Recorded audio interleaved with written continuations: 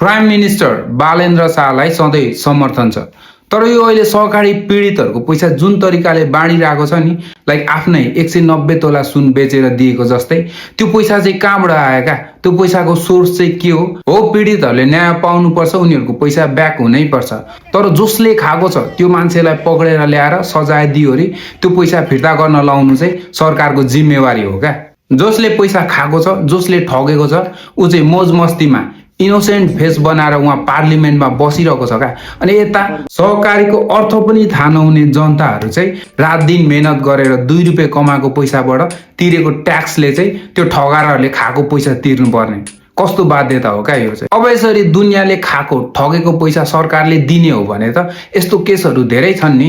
धेरै कन्सल्टेन्सीहरूले विद्यार्थीहरूलाई लुटेको छ, धेरै मेन पावरहरूले विदेश जाने दाजुभाइहरूलाई लुटेको छ। त्यो पैसा पनि त फिर्ता दिनु पर्यो नि त।